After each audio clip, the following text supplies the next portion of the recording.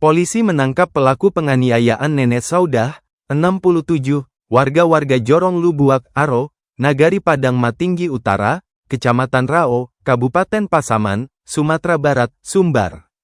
Korban dianiaya para penambang ilegal. Penganiayaan tersebut terjadi di kawasan Sungai Batang Air Sibinel pada Kamis, tanggal 1 Januari tahun 2026, lalu. Penangkapan pelaku terkuak ketika Wakil Gubernur Sumatera Barat Vasco Russeimi menelepon Kapolres Pasaman, AKBP Muhammad Agus Hidayat, pada Selasa, tanggal 6 Januari tahun 2026, siang. Tadi saya dapat informasi dari Bapak Kapolda katanya udah ketangkap ya. Alhamdulillah sudah ditangkap pelaku penganiayaan Nenek Saudah. Terima kasih banyak Pak Kapolres ya, kata Vasco. Siap Pak Wagub. Terima kasih atas support dan bantuannya, sahut Kapolres. Pada momen yang sama, Wagub menekankan pentingnya perlindungan bagi korban, terutama setelah insiden yang mencederai rasa kemanusiaan itu. Pada kesempatan itu, Wagub Vasco juga meminta Kapolres Pasaman untuk melibatkan Lembaga Perlindungan Saksi dan Korban, LPSK, agar Nenek Saudah tidak mengalami intimidasi atau hal-hal yang tidak diinginkan pasca penyerangan.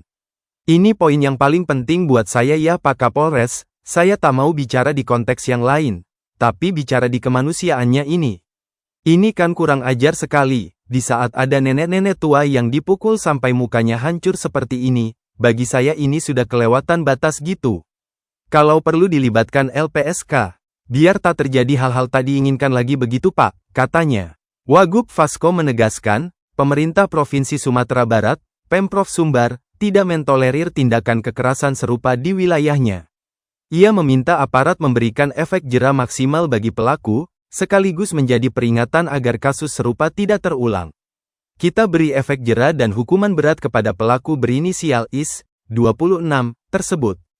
Terima kasih banyak buat jajarannya Pak Kapolres, luar biasa Polres Pasaman, katanya.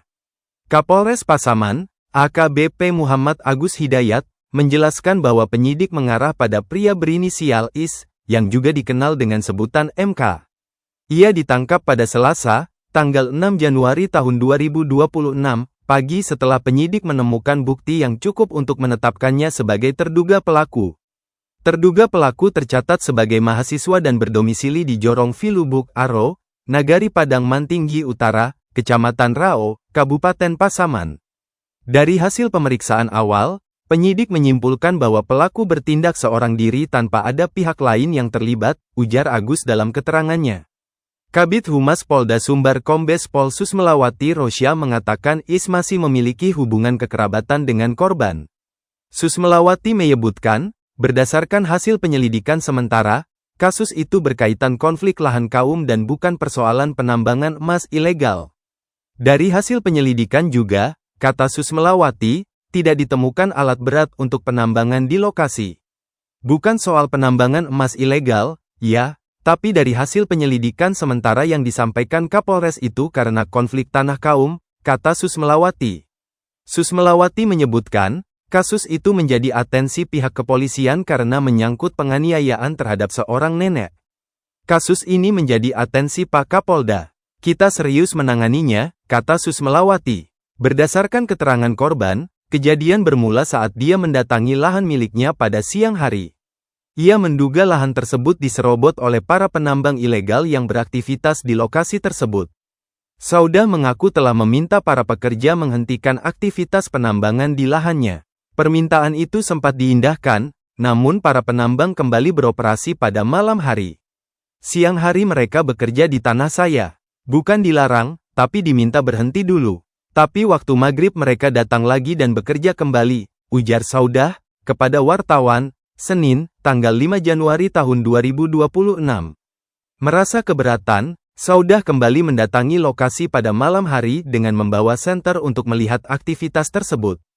Namun, kedatangannya justru berujung pada tindakan kekerasan. Ia mengaku dilempari batu secara bertubi-tubi hingga terjatuh ke arah pinggir sungai dan kehilangan kesadaran. Saya datang dan menyorot pakai senter. Tiba-tiba saya dilempari batu banyak sekali sampai ke pinggir sungai. Setelah itu saya tidak sadar lagi, katanya. Akibat kejadian tersebut, Saudah mengalami luka cukup parah. terutama di bagian wajah yang tampak sembab serta sejumlah luka di bagian tubuh lainnya. Pada bagian wajah Saudah, tampak kedua matanya bengkak membiru. Namun pada mata bagian kirinya lebih bengkak hingga seperti menutupi pandangannya.